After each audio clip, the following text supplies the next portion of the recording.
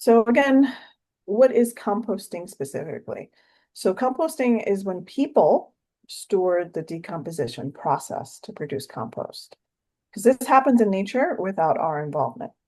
Usually we do this by manufacturing environments or using existing ones that attract and support decomposer organisms. So basically, we're breeding bacteria and physical decomposers is what we're doing when we're composting. We're making the environment adequate for them to come to our pile and feast and make compost for us. They're doing all the work. We're just assembling the home for them, in other words. So you can compost year round as long as best management practices are implemented. All right, so what do you see is the difference between these two photos here? There's no wrong answer. Put it in the chat, shout it out. Between these two videos, they're actually videos.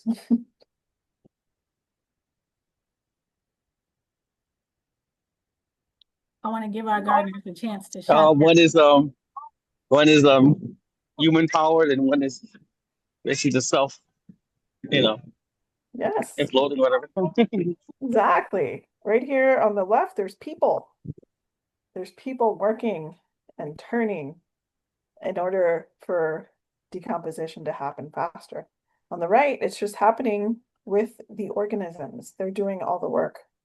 But there's no browns in there, right? Things are just rotting, in other words. With composting, you're actually making a product at the end. All right, so now let's talk about different systems that you can use in order to compost. There are many, many, many types, even more than what you see here. So the first one is a 3-bin system, which is this one right here. I don't know if you can see my cursor, but a lot of community gardens have this kind of system. It's basically 3 bays that you can compost in. People use this in many different varieties. The way that we demonstrate it at NYBG is the first bay is where you dump and run, we call it. So you don't have enough time to sort of chop up your browns and your greens, so you just kind of throw them in there. In the middle bay is where the active composting is happening, where you chop things up and then you turn them or aerate them. And then the third bay is where we sift and store the finished compost. But you can use this 3-bin system however you see fit. It's just accessible, it's open, and it can hold a lot. It's a big capacity. The second one right here I listed is the store-bought single bin composter. Something like this green bin right here. It keeps things nice and tidy. It's enclosed.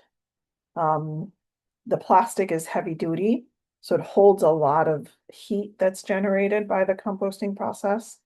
And depending on your size, you can really add a lot of material to this. This one in particular holds, I believe it's 187 gallons of material, which is a lot. You can make your own DIY composter. This one up here is just with pallets. So there's no rules to this. You can use a tumbler, which is what I have. And a tumbler usually is made out of plastic or metal. It has a little door where you can add your materials, your browns and your greens, and it has a crank that you can aerate your pile with by turning it. So tumbler is great for small spaces like backyards or, if you're not adding a lot of material to it, depending on the size. I have one that's maybe 3 times as big as this because I know I don't want to keep emptying out the tumbler and adding more. So that's why I got a big one. Another form of composting is trench composting up here.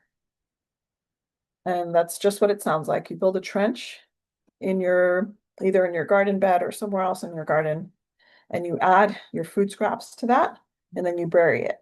And that will you know, over time, the organisms will find their food and they will break that down for you. Underneath that is bokashi, which we'll dive into a little bit later, but it's pretty much like fermenting your food scraps and letting anaerobic decomposers break that down. You see all that white mold that starts to form right here. You're pretty much adding the microorganisms to break down your food, and that speeds up the process.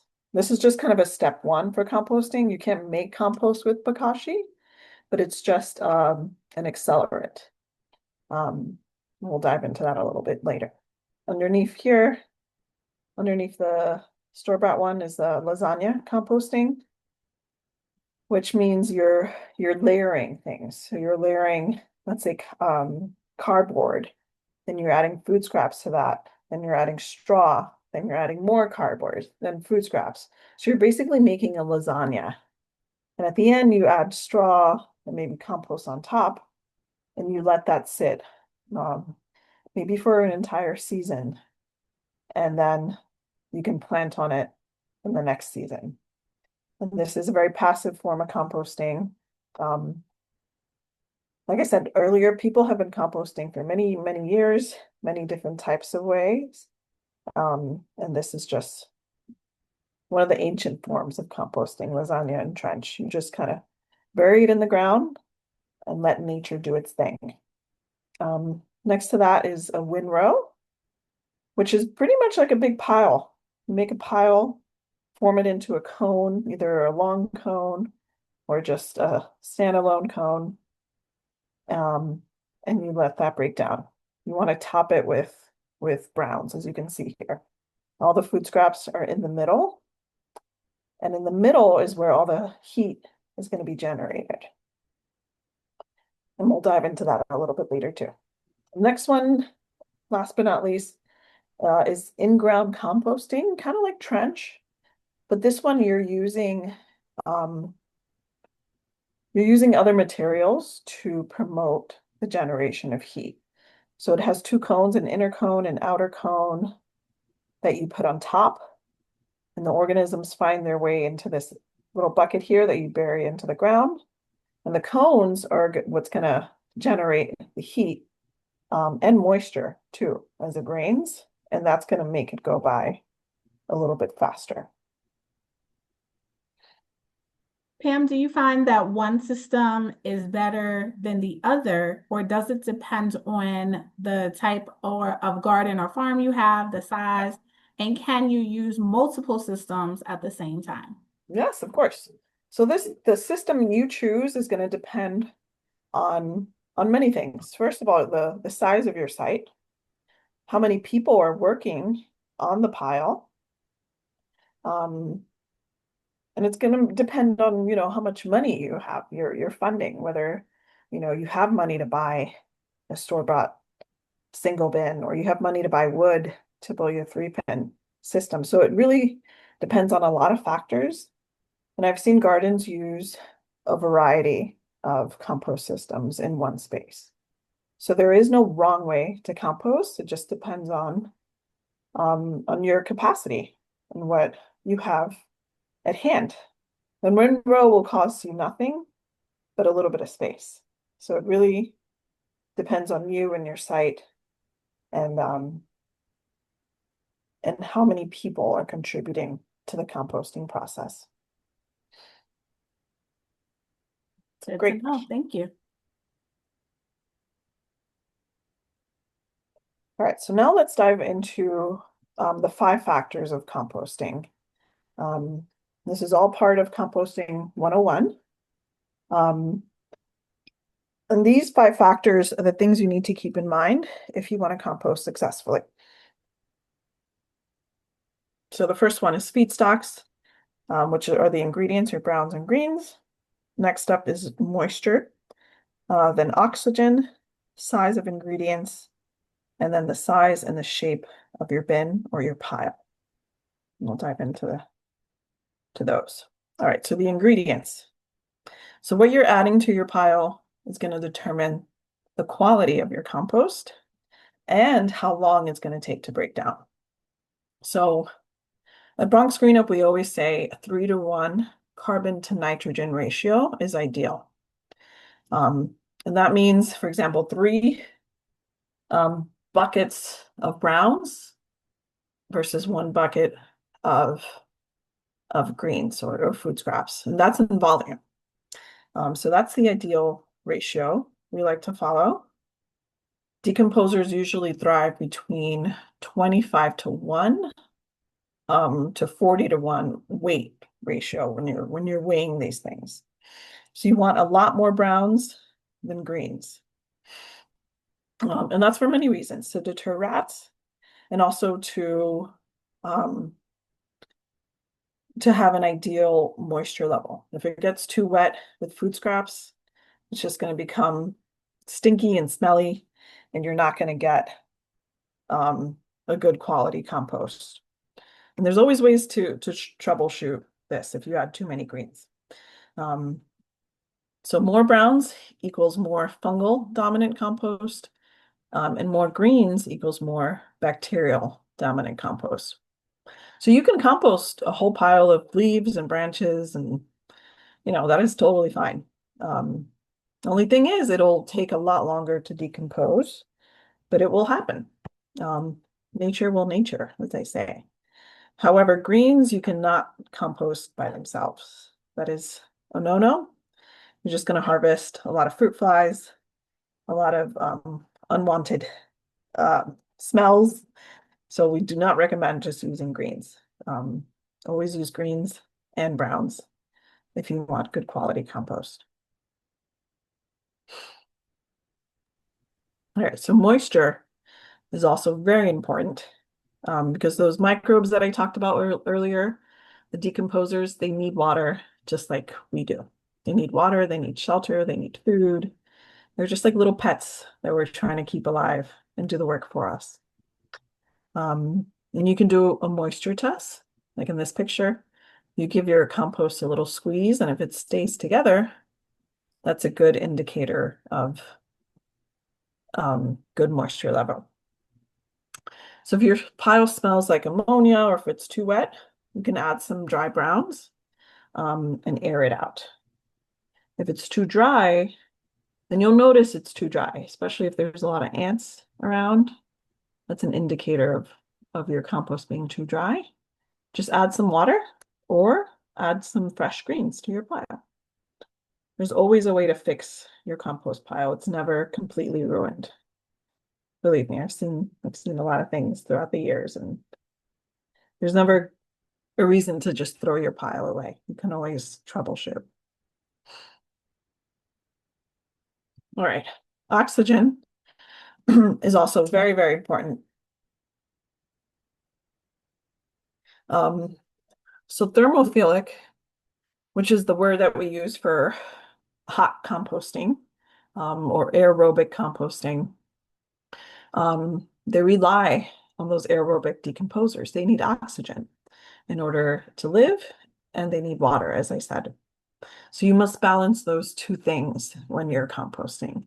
Adding too much water, too much greens reduces the oxygen in your pile, causing it to be anaerobic, which means no oxygen. And there's different ways of doing this. There's passive ways, right? Just turning it with a shovel or crank or fork. That adds air to your pile temporarily. And having some good browns in there too. So different sizes of wood chips, of branches, leaves, those things also incorporate air into your pile. So that's one way of aerating your pile. When they have wood rolls like this, they usually turn them, once a week to get air in there. Oops. And that's one way of incorporating air. Pam, a quick question for you. Oh, I see you, Mary. Go right ahead. You go first. Hi, sorry. I was wondering where you sourced the image that's using a solar power for aeration, or if that's just like a random image, or if that was one in the city. This, I believe it's in the master composter course. That's where I got this photo. But I believe it's on a rooftop garden here in the city. I can't recall where. Could it be Sky Farm I or think it's one of those. I was thinking okay. Sky Farm or the one in Brooklyn. I forgot the name of it. Okay. So, I'll reach out to Sherry and be like, yeah, where is this I can garden? find I'd it. love I to can see find that one out in for you. action. I can find out. Sorry. No worries. That's a good I've, question.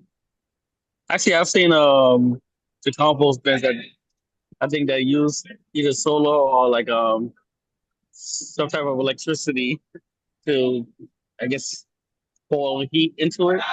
Yes, I that's think that's exactly. So this is called um active aerated pile, ASP, where you're actively incorporating air into your pile. So that first picture, it's hooked up to a 3-bin system. The solar panel powers the air pump right here, and it's just pumping air, it depends on how the site does it, but sometimes it's 30 seconds every hour. It pumps air in there. And the picture on the right is pretty much just your regular pump. Most people just buy one of those air pumps they use to blow up the bouncy houses. You can get something that inexpensive and then hook it up to a pipe and just plug it into your windrows, and that's gonna incorporate air into the pile. Again, you can put these on timers, and what that does is it speeds up the decomposition process. And it's a lot less labor intensive. You don't have to turn the pile as often as you do with passive piles. Pam and now Zoe, or actually this question is for anyone on our Zoom with us. Do you have recommendations for when it rains or it floods and your piles get a little too wet? I would say cover it with a tarp. If it gets wet underneath, all you can do is add more dry material and aerate it with a shovel or whatever you can. It'll dry out.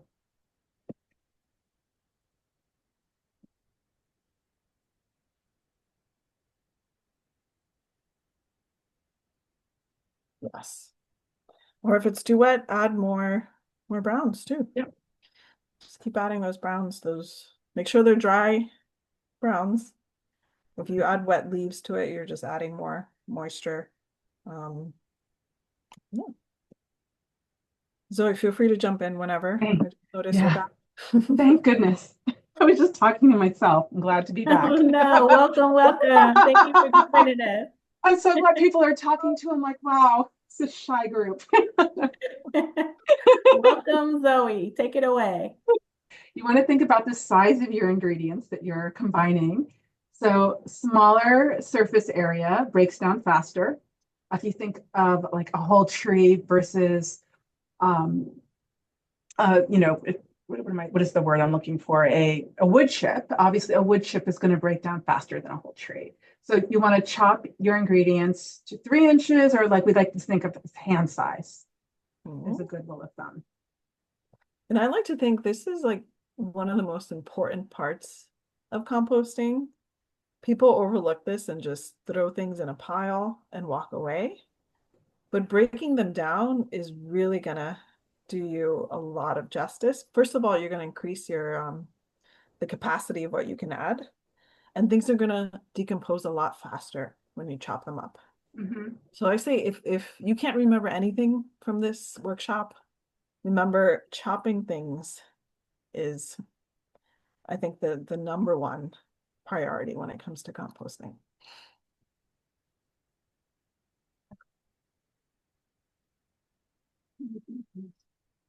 You want to think about your pile bin or your bin shape and size. So we have closed systems and open systems. The closed systems on the left, there are 2. The one in the bottom picture are tumblers, and I'm not sure what was said earlier, so I'm repeating what was said. That's why. But the tumbler is above ground and it tumbles because there's a handle on the side. And some tumblers you want to, there's like a a handle on the top and you can roll it around and that aerates the pile. And what's great about this system too is it is closed and definitely keeps out any animals in the neighborhood, like perhaps a rat or a raccoon. So it's a good system.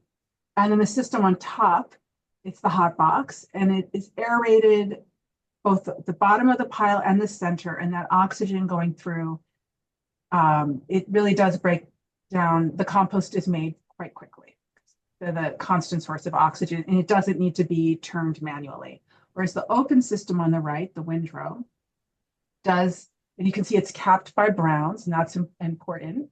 So again, to contain the scent, which attracts anyone that would be hungry, that you don't want to attract to your pile. But yeah, you do need to aerate that manually, and you need to get in there like at least once a week and turn that pile.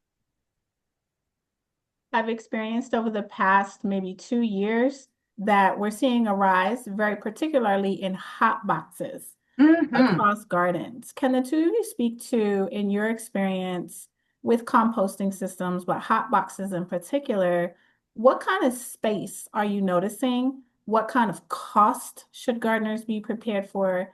And what kind of maintenance should gardeners be prepared for when it comes to a hot box? The cost? Yeah, They are more expensive. They don't break down though, so I don't recall the price of this I system. think Nando from Yeah. Brotherhood Sister Soul has been installing these in community gardens throughout the city for free. Oh, you're kidding. That's Yeah. amazing. This is part of their funding for community composting, and their goal is to install, I think, 1,000 throughout the city. Wow. So right now they're free. You can get one? You should get it. That's amazing. Materials are not cheap because he's using like composite wood. It's not necessarily, it's in between wood and plastic. That is. But he's tested it. Someone said they had about 50 to give away. Yeah. I think if you can get one and you have enough materials to make compost, it's a great one to have. He tested the material. He's created this system when he was still in high school, and it's wonderful. So the material, yeah, like I said, the material doesn't break down. Wood at best lasts a decade, and that costs money as well. So, and it breaks down things into compost within 6 months because the oxygen is always moving through, and you don't have to manually do anything really. You should chop it up and put it in there. Maintenance is very low on these. Once they're filled, you close it up and let nature do its thing. Even during winter? Even during winter. Nice. Yes. And it's nicely insulated. That material that he uses traps the heat in there, traps the moisture.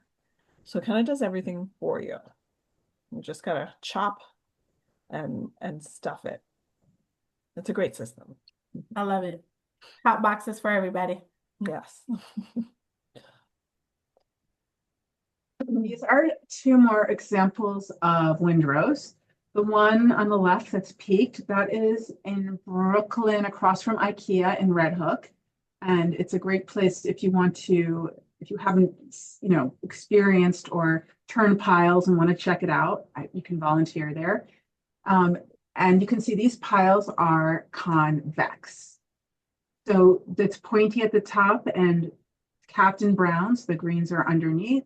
And if it rains, the rain will kind of wash. Of course, it'll get wet, but it'll wash off. It'll run down and off the pile. Whereas the pile on the left, which is, I don't know if you can see it, it's there's some chicken wire or hardware cloth around the edges, and it's just filled with browns. And that is something that some gardens use to put their leaves or yard waste. And this is great because that material is by its nature dry. And if you have a concave shape, it tracks when it rains or there's moisture, the water will stay a little bit longer, which is good in that system.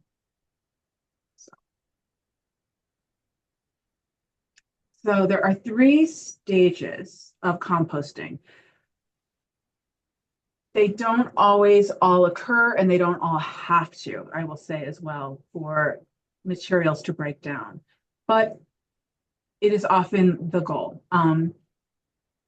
And it does often happen, and not always in winter though. So anyway, there's mesophilic stage, which is in the beginning when you bring your feedstocks together, your browns and greens.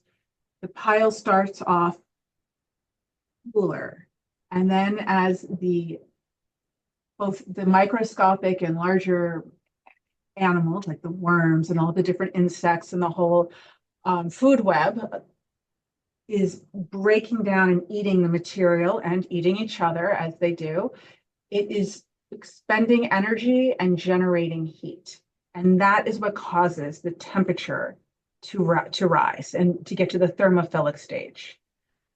It's also increased when you have more oxygen, when you have more nitrogen, so that's greens, when it's hot outside, of course, that makes the temperatures rise all that much more quickly.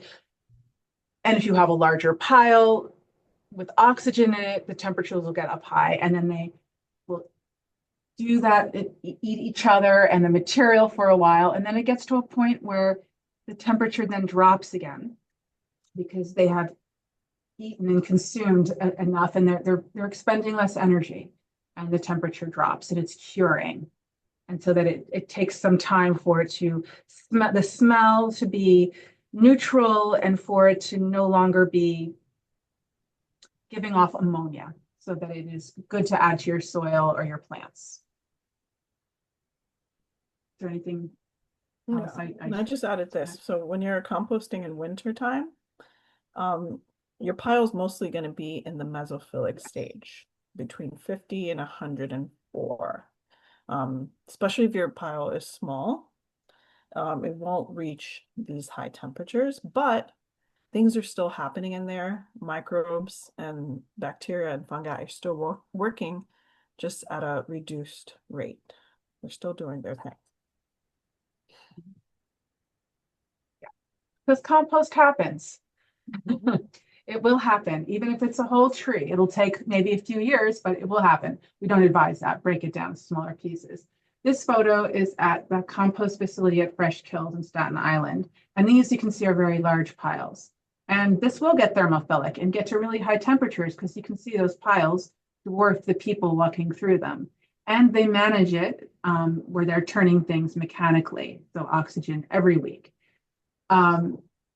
That's why the temperatures get so high that when you're throwing things into your brown bin in your building or the orange bins in the neighborhood, and we'll get to that, you can compost materials that you wouldn't advise you to compost in your community garden.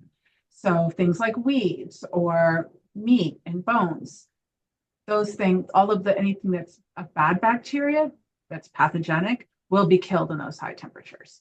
It's a different system. But compost will happen, even if you don't get to high temperatures. So in large composting system, the temperatures, like I said, get so high, you can compost many things. In some gardens, yard waste browns are composted without food scraps. In fact, we have piles this large at the New York Botanical Garden of just trees and a botanical garden's yard waste, which is a lot. And we get some large piles. And the temperatures can get kind of high. See the steam, I've never measured it. It doesn't break down as quickly, but it does break down. Compost happens. Won't happen with just greens, but it will happen with just browns. Anything to add there? Yep. So composting in community gardens, and here's a 3-bin system. It's great as it is a method of composting that engages the community in the process, sources materials locally, and uses the compost. You can use it where you're making it. Wow, oh, Corey, did you really? Interesting. Do you know who talks about that? He just mentioned that he knows people that composted whole cows in Wisconsin. Jean Bowenthal, she goes to different farms and composts animals, eggs, and also roadkill. But I presume she gets to high enough temperatures as they do in Wisconsin if it's a whole cow. Anyway, thanks for that fun fact, Corey. But getting back to community composting, where we're not composting any animals, just food scraps and yard waste. You can use the compost to grow food in community gardens. Use it on your house plants. I like to do. Feed the soils in local parks and green spaces. And it creates healthier soil with more life in it. And so that soil then can absorb more water when we have rain events, like where we have like a lot of rain in one day, and that can mitigate flooding. So soil building and having healthy soils, it is a positive for any community. And composting, community compostings exist in many places.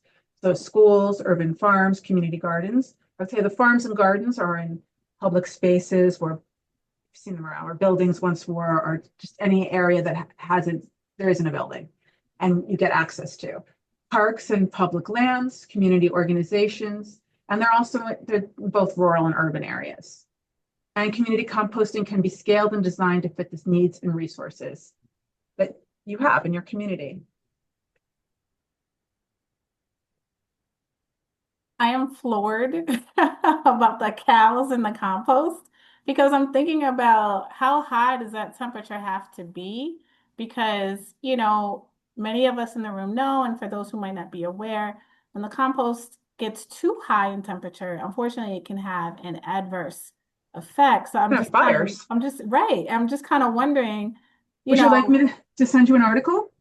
Yes, please. Jean Bowenthal, when I heard her speak about composting eggs in chicken farms, it made me really think about where I get my eggs from. I'm just going to say that. And now I grill any farmer I get them from. I want to make sure those chickens are happy and really free range.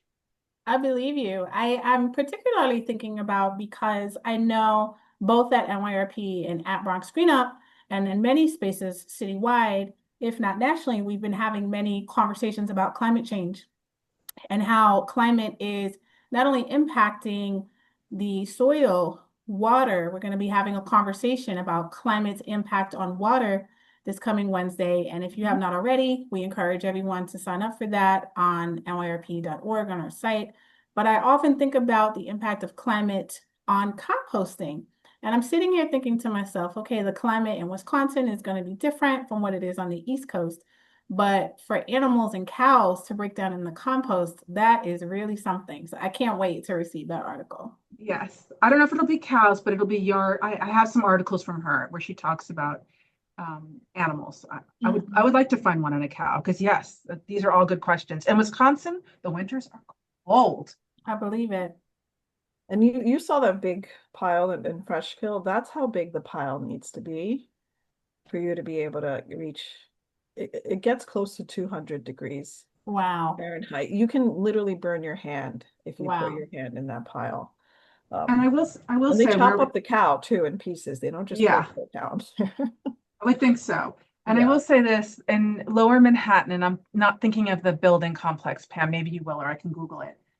We visited a site where they do there's so many dogs, and there's so many dogs in New York, and we say don't compost poop, especially cats or dogs, because if you think about their diet and what they have worms and stuff, it just wouldn't be good for the soil unless you were to achieve the right temperatures and the right conditions. And this place does compost. Battery Park, thank you, Battery Park City. They compost their dog waste and they make sure to test it and they make sure they get it to the right temperatures.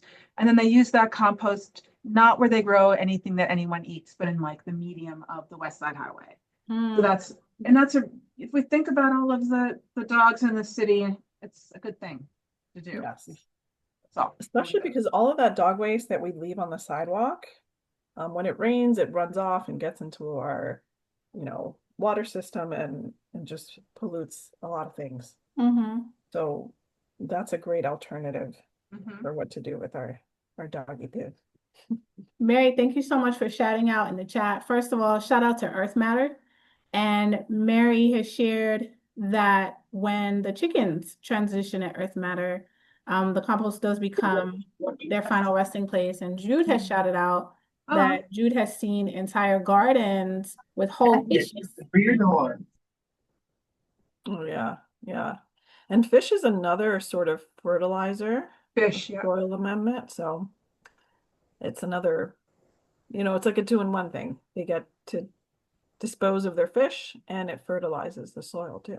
There's a lot of nitrogen. And in fact, you can buy for money like really good the compost made of fish. It's like a liquid. And they do sometimes use it here at the New York Botanical Garden on Mondays when it's closed. And I'll be here and it really does smell. But it dissipates within a day. It's great. The plants get really green Yeah, immediately. they love it. And people have been using fish for thousands of years to Yep. Yeah. fertilize their soil. Absolutely. I Um, think that one of the most common and most well-known fish fertilizer is a liquid. It's called Neptune something. That's it. They use that. Yeah, it's Neptune something, and it's really, really good, and it's very, very well known. But to Jude's point, I guess if you just go straight to the source with an entire fish, Yeah. because it has been used You'll for break down. thousands of years. But if you're not inclined to do that, go ahead and Google Neptunes, and it will definitely Harvest. come up, and it's affordable. It comes in a variety of sizes, and it is a trusted resource across gardens in New York State. it's a good step. Yes. Okay. Go to the next slide. Yeah, so this one is tips for managing community composting sites. Okay, thank you. I didn't see that. Yeah. So you can see everyone here is leaning on this beautiful 3-bin system that is closed and has lids. That's great for controlling the rain and the water. So when you're working together in your community, you want to agree on a bin type and who will be allowed to drop things off, which food scraps. It's only gardeners or the public, and we always recommend having that listed either in many languages that are spoken in your community or pictures, because people will see that and maybe respond to that before they read. You want to build a compost team together and train everyone. Great to have a plan that everyone agrees upon and write it, because people forget. Agree on a schedule for maintenance. Take it slow, like start small. Great to be ambitious and have enthusiasm, but I'd say start small. And you want to invite volunteers in. More hands make the work lighter. And then what do you want to do with the finished compost? You can use it in your community garden. It would be great to give to the people who are dropping off food scraps, to your volunteers. You can donate it to other gardens if you have an excess, or you can store it for later use in sandbags or bins. You're going to use it. You're going to be glad you have it. And I saw Corey had another anecdote about fish, and that's great. I'm going to read that. Corey has some good tales. Yes.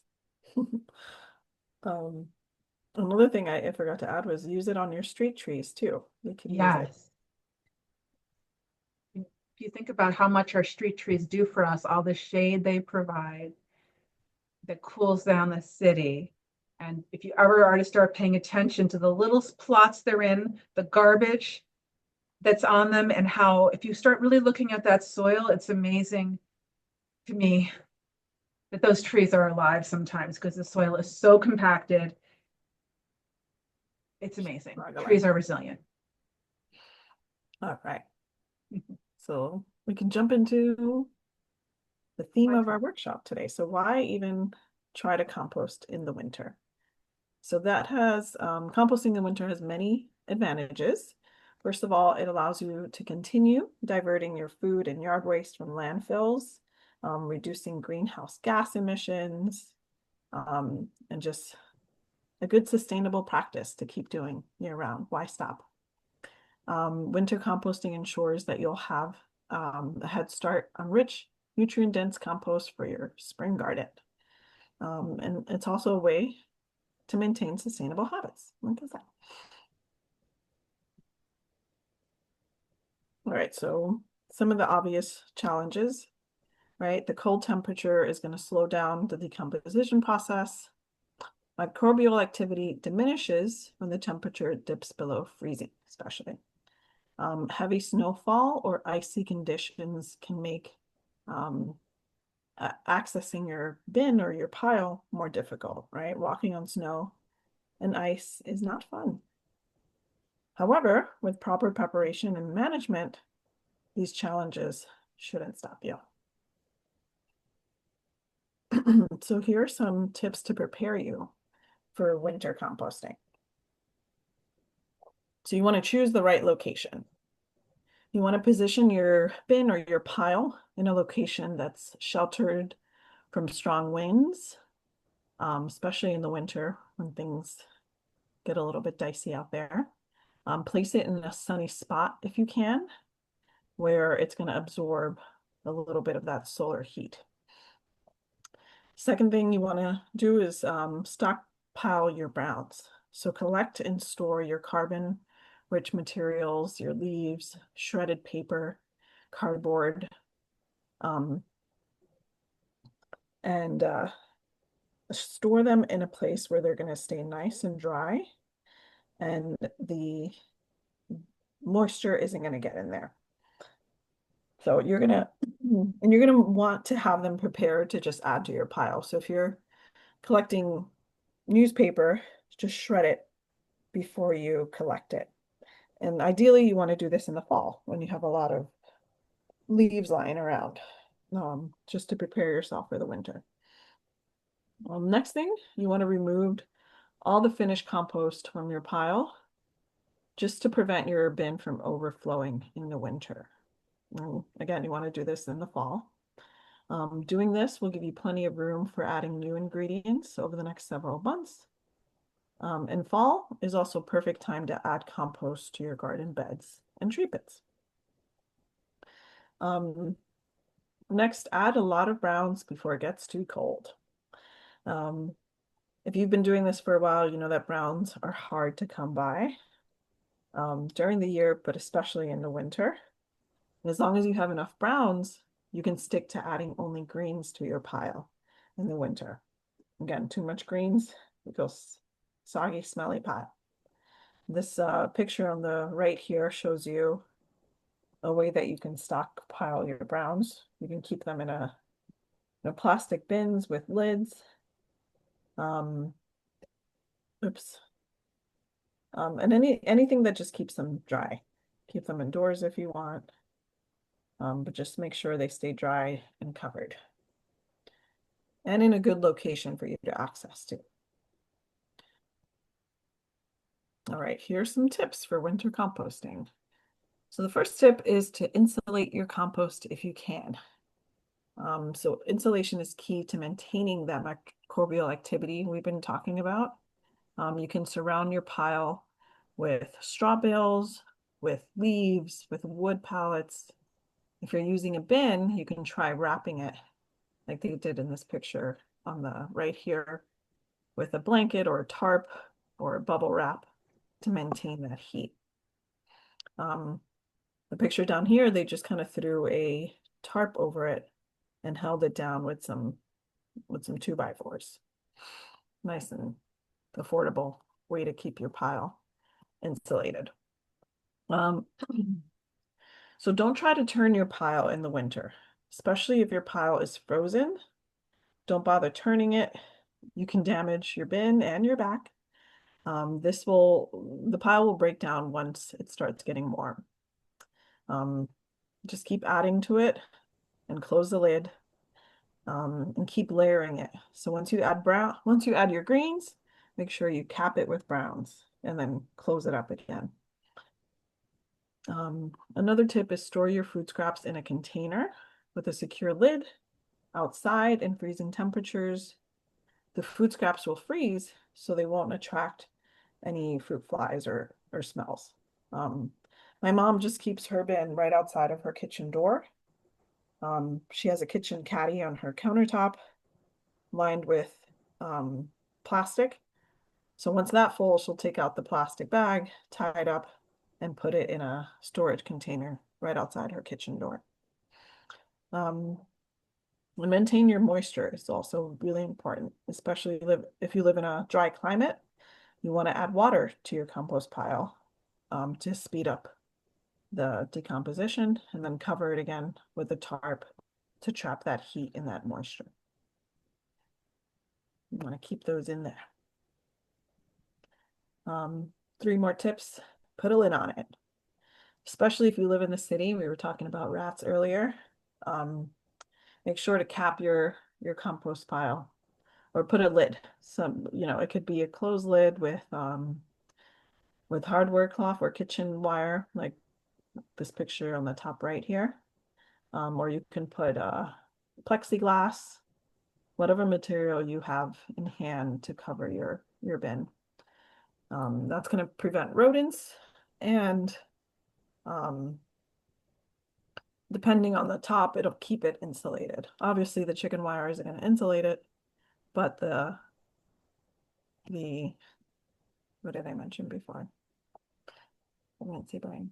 The plastic cover will insulate it a bit. Also keep your bin active. If your pile isn't frozen, which we haven't seen a lot of snow in the city in a while, you know, we encourage you to keep turning it, keep aerating it to make the pile decompose faster. And that's recommended that you do at least once every 2 weeks. And this is also going to deter rodents. If you know, rats are around and they see an area abandoned for many months, no one's been around there, no one touches that pile, they're going to want to seek warmth in that pile. Many times rats don't even care about the food that you're adding in, especially if you're adding just fruits and veggies. What they want is the warmth of the pile in order to nest. So in order to discourage that, you just want to be around the area, keep poking around, keep turning, and they'll take note. That's not a good place to nest. Lastly, create a winter composting kit. So keep a small lidded bucket or container indoors for collecting food scraps. Some people even put it in their freezer. They put it in a bag and put it in their freezer.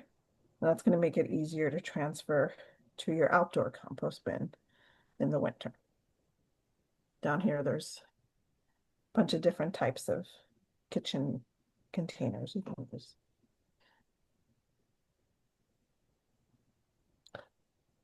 All right, so we talked about alternative methods, and these are just two that you can do year-round, but especially if you want to start composting in winter and you don't have an outdoor space. These are two good options. The first one is bokashi, which is pretty much a method of fermenting your food waste using beneficial microorganisms rather than traditional aerobic decomposition. So it involves layering your food scraps with inoculated bran. So the bran can be many different things. It can be, you know, grain, it could be sawdust, things like wheat, oat, rice, corn, and then you inoculate that with the microorganisms, and then you put it in a sealed container. And this little tool right here, it's a potato smasher, right? Normally. Yeah. But for this, we're going to use it to squeeze all the air out of the bucket. You just kind of push it all down and release the air. And you'd be amazed how many food scraps fit in here. So you pretty much put your food scraps, add about a cup or two of that inoculated bran, and then seal it airtight. And you can also add meat and dairy to this system, which is great. And after about 2 weeks, when it's filled to the brim, you can then either bury it in your soil using the trench method, or you can add it to your traditional compost pile. The second method is called vermicomposting, where we use worms to turn food scraps and other organic waste into nutrient-rich compost, which we also call worm castings. But it's pretty much their poop. That's what we're using. That's what's nutrient-rich. And the best thing about vermicomposting is there's no curing process. You can literally just take a scoop of their worm castings and put it on your soil in your houseplants or in your garden. So it's a great method. And you can adjust the bin to whatever size you need. We have two different sizes in the office. One is like a big, like 20-gallon bin, and the other one is a tiny little, like a 5. No, it's like a 1-gallon bin. It's not that big. Yeah, so there's many different ways to compost with worms. Pam, we do have a question, and I also want to Mhm. just do a time check and share that it is 7:20. Nigel wants to know, is vermicomposting recommended for apartments? Yes, very much so. Mhm. I used to keep it under my kitchen sink, a small bin. But again, keep in mind, you're not going to be able to compost every single bit of food scraps you have in a small worm bin. You know, you can keep it in your closet and underneath your bed, anywhere that it's dark.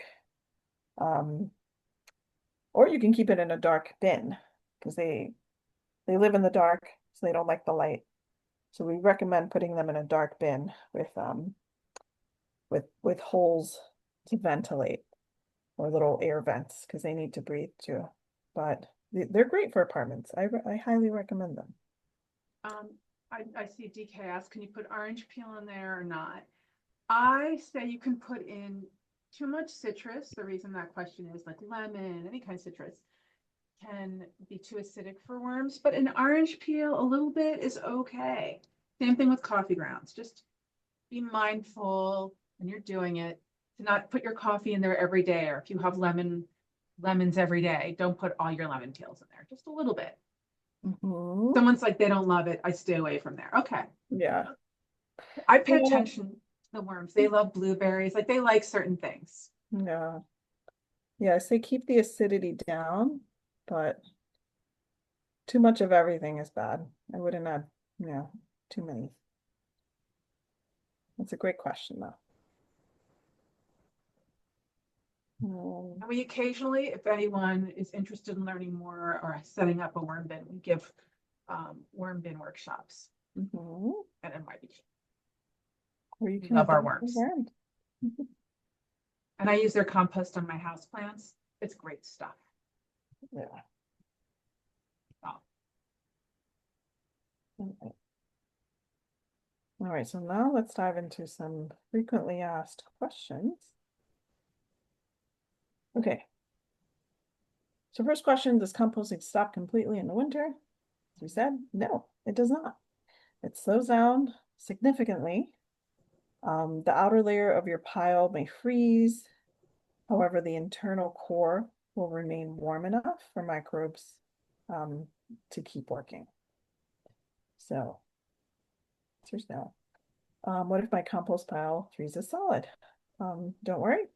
Once the weather warms up, the pile will thaw and the microbes will become active or more active once again. To help things along, you can turn the pile and add some fresh green materials or lukewarm water in the spring. Next one is, why is my pile steaming in the cold?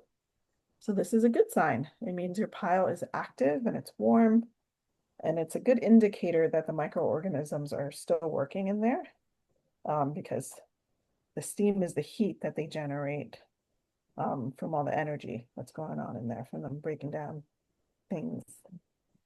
So steam is good. Should I worry about attracting pests in the winter? A well-managed, insulated, covered pile is less attractive to rodents. Burying new food scraps deeply and covering them with a layer of browns will reduce smells and deter pests. All right, so this one is one that was requested. So composting in New York City is a question we get a lot. And there's 3 ways of doing this. I don't know if you want to do this one, Zoe, or should I? Want me to do it? Sure. Sure, I'd love to. So composting in New York, we have curbside, it's the law. I don't know, not everyone's building is doing it, but they should be. And we have a brown bin in your basement. I have one in mine. I was pleased. Can I tell you, you can put in a lot of things in there that you can't, and some of them you wouldn't add to your community composting site. So you can put your food scraps, you can put meat, you can put cardboard, you can put your greasy, sort of cheesy stuff, because some of it's going to go to Staten Island. And the same thing with the orange bins, the smart bins. I don't know if anyone has located them in their neighborhood. You can download an app and it will tell you if it's full or not. And you can put your old, house plants if something is dead, or your food scraps and meat and cheese. So some of this is brought to Staten Island and to those high temperatures, and then some of it is brought to other facilities where it is made into methane, which is a renewable, well, not renewable, it can be used as an energy source. I'm not sure how the city is doing that, but that is I done. talk about that more in the next slide too. Yeah, sorry about Read that. all And maybe, those. yeah, Mhm. I get distracted by that. But yes, so you can put anything in those bins, the orange ones and the brown ones. And then the food scrap drop-offs that are in your community garden, those you have to follow the list. So these are 3 different ways of recycling and making sure you keep them out of the landfill. And it's important because if you put it in the garbage, it's going to sit there, it's going to rot, and it's going to make greenhouse gases. And the amount of food waste that we produce, not just from buying and not cooking all your groceries, although I've gotten really good at that. I don't do that anymore. But grocery stores do it. The stuff that is grown on farms isn't all make it to the store. So like the amount of food waste, it's unfortunate. That would be best if we didn't have that. But until we resolve that situation, it is best to compost, because are not contributing to greenhouse gases, basically. And you're making something, an energy, making compost, which is soil building. Sorry. Jumped ahead. But yeah, for curbside, you can use any bin. We've been asked that a lot. It doesn't have to be the brown bins. Any bin with a secure lid, label it food scraps, and they should take it on the day of your recycling. And if they don't, call 311. If your building's not doing it, you can call 311. Exactly. People come and visit, like from the city. Exactly. You can line it with plastic. You can lining it with a plastic clear bag is optional. You don't have to, but it makes cleaning the bin a lot easier. I see we're almost at time. Mhm. Damn, it's 7:27, just saying. Yeah, we're almost at the end. Smart bins you can access with an app that's free. And once you get close to the bin, you open your app and it'll open the smart bin for you. Pretty easy to use. They're all over the city. And food scraps, as Zoe said, are community hosted drop-offs at gardens. And those are being turned into compost. All right, so where does it go? It goes to 2 different places. One of them is Newtown Creek. And I'll send this to DK so she can send it to you guys in a PDF and you can read more about this. But basically our food scraps are mixed with human waste, which creates two byproducts. One of them is methane. The other one is this thing called digestate, which is like a residual material. They use it as fertilizer. However, a lot of that is flared into the air. And we like to be honest with people. They're not really that transparent about, what percentage goes to what site.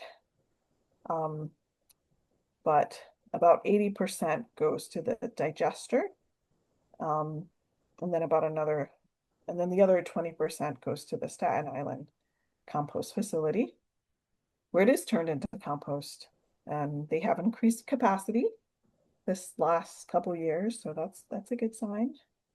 But what we need now is for more people to use the curbside composting program so they can make better use of the Staten Island facility.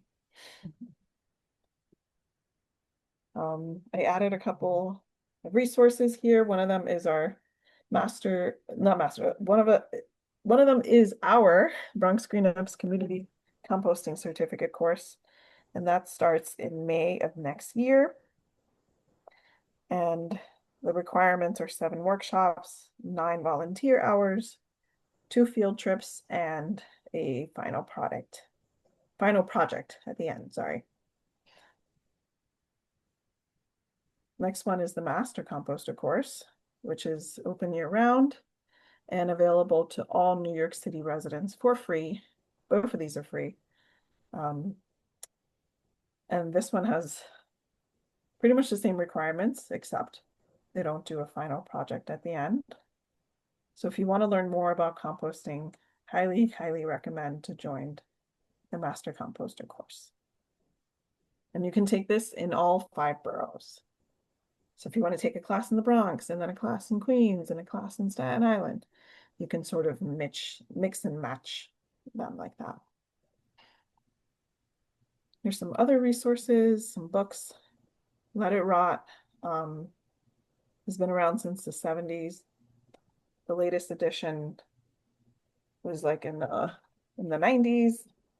It's like the Compost Bible. Then Community Scale Compost Systems by James McSweeney is another good one. But there's many, many, many, many books out there about composting. If you want to compost with worms, we recommend going to Uncle Jim's Worm Farm. And they have pretty much everything you need to start vermicomposting, from the worms themselves to the bins to the little screens you use to aerate. They're absolutely great. There's also a webinar on the Institute of Local Self-Reliance website on Bokashi, and it's taught by Shig, among with other people. And if you don't know, Shig is like the Bokashi master here in New York City, so highly recommend that if you want to learn more about Bokashi. And then some other online resources. You can download and print some bins for your compost bin on the DSNY website. There's a webinar where they answer all your questions on curbside. The New York City Master Composter Manual is free for everybody to download. And then there's this other article explaining the many ways to compost in New York City. This was positively awesome. We want to thank everybody for their time. Yeah, go ahead to the next slide. Thank everybody for their time. We definitely want to share this recording. And we're just so excited, Pam and Zoe, that you were able to join us. Thank you for trooping through with us. Everyone else on the virtual, thank you so much. I've put my email address in the chat for those who do not have it. A few of the attendees, I do already have your email addresses, but just to be safe, everyone will please email me at this address if you would like to receive this recording and additional information. Please go ahead and send me an email and I'm happy to get it off to you. For sure, for sure, for sure. Pam, can you go back to the previous slide and share Pumpkin Smash? I definitely want to uplift this. Bronx Green-Up is a valued partner of NYRP. The entire NYRP engagement programming team will be in community and uplifting Bronx Green-Up for this efforts and because we want to smash some pumpkins. So thank you so much, community. Please, please absolutely join us. Support Bronx Green-Up and their efforts. I've been working with Bronx Green-Up for many years. It was actually Pam that encouraged me to become a master composter. And I encourage anyone who is truly interested in composting to please check out Bronx Green-Up's composting program as well as the Master Composter program. Pam and Zoe, feel free to close us out. Yes. Thank you for joining us. Thank you. It's wonderful. This last slide is just a couple of our fall activities. Pumpkin Smash is one of the most well-attended events we have. And you can smash some pumpkins, turn them into compost at Lehman College. It's like a pumpkin festival. Yes, everything. Pumpkin bread, making compost, pumpkins. Yes. And yeah, join our newsletter if you'd like to get information about our upcoming events, our certificate courses, workshops. We also post job opportunities on there. And we only send it once a month. So be happy to see you guys in person. And I'll see you on Wednesday. I'm looking forward to taking that class. Sounds good. Thank y'all so much. Have a great evening and happy composting.